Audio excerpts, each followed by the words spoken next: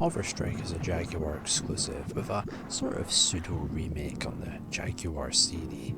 So it's space, and the space pirates have taken over an innocent planet of space colonials, and with their big space laser, no ships can enter orbit to save them. That's where you come in.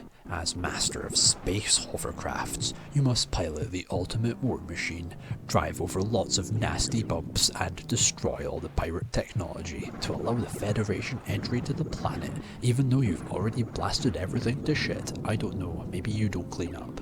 The level select with little globe, ship, and all manner of stats, supplies, levels to select, and targets to shred. This game is that Jaguar staple of combat machine simulation action, very air carts and Iron Soldier adjacent. And the screen is noticeably just half a HUD because of all its textures and shit, but still the performance is pretty shaky. You'll jerk and stutter in sharp bumps that are nauseating over all the dips and hills. It's terrible at first, but funnily it's only really that bad on the very first level, with its many dented rows of green surgoop trenches to go in and out of.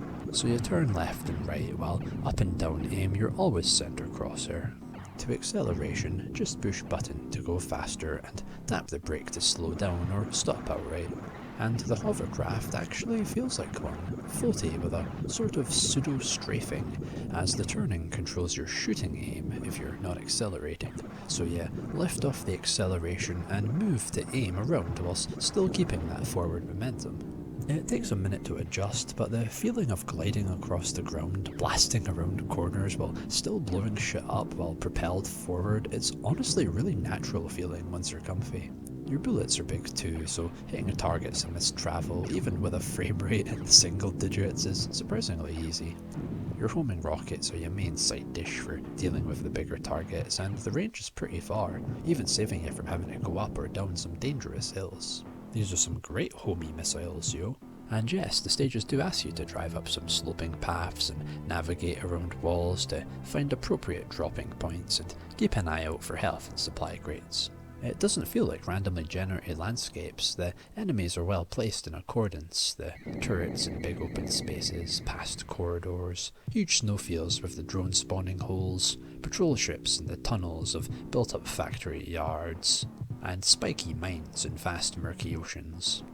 The levels feel like properly, deliberately designed places, and navigating by landmarks is very doable here, especially with how friendly the guidance from the map and compass are. All the bouncy movements are a bit nauseating. Yeah, I found myself deliberately trying to avoid the hills in the third person mode, which gives you hilariously even less screen estate to work with. You're literally just looking through like a cyber keyhole now, it's great. But honestly, it's a bit easier to steer in this mode, even if way harder to shoot the enemies that aren't just directly ahead of you. The targets are big bulking machines, and also the fucking bad evil big skull box, concrete slab demon bone boxes. What is this thing? The visuals are murky and swampy, and the background's bare, just one or two planets up there, but the textures and colours feel Martian. Dry, earthy depictions of alien planets, and the water movements are pretty impressive. Plenty of Saturn and PS1 games that got water looking like this, so get fucked, nerds. And the draw distance isn't nearly as limiting as it looks either. So just shoot down the specified number of a specified target, and then you're dramatically, surgically plucked from the earth again, in almost a reverse manner from the careless heavy thump you got tossed down with. These little entry and exit screens have some legit cool camera pans, and none of the levels are all that long. They come in nice little bursts, ending right before you start to lose interest. It's very well paced. And holy shit, this game over is probably the most cinematic in-game Jaguar cutscene there is. Yeah, you only get 3 lives, but there's infinite saves, so just keep saving after every level and you'll never lose progress. The music's alright, I really like the stage clear theme, but it's mostly just your usual video game space combat tunes. I really don't remember any of them. But man, the nighttime stages are something. All of a sudden you're stranded in a pitch black void of musty magnolia valleys, where to light the path ahead you need to shoot. So navigating with this infrequent light from shots is, well, I mean, it's hard enough, as is finding the targets, but my god, these are so cool, these sections. The way the blasts dimly light up across the world as it darts across, it's like flare torpedoes. It's like flare torpedoes firing through an underwater trench. The atmosphere is thick here with this lack of vision and reliance on constant attacking just to see. When you stop for even a moment, the lurking moaning ambience creeps in like death.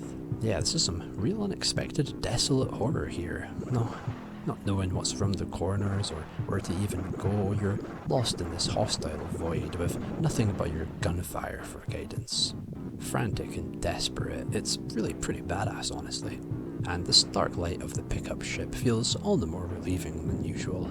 So it's these same few level types on loop till the end, which I didn't reach as there's no cheat codes that are known for this game, but I did get a fair way into the game for only about an hour's work. Yeah, honestly, it's a game that's legitimately good and pretty fun if you can look past the performance and learning curve, which really aren't that bad when you give it a wee minute. It's a bit chunky, but it's satisfying and has some legit really fun controls. But it's the kind of thing you gotta be in the mood for. It takes a minute to get your bearings, and it's awkward, yeah, but the drifting into destruction and shooting as you pilot forward automatically, it feels really cool, and it's doing interesting things under its lid. The gunfighting's blasty, the navigation's friendly, and levels make for good exploration, but it's certainly got some issues, even if they're not really noticeable after a while. I quite enjoyed Hoverstrike, and I wish it well.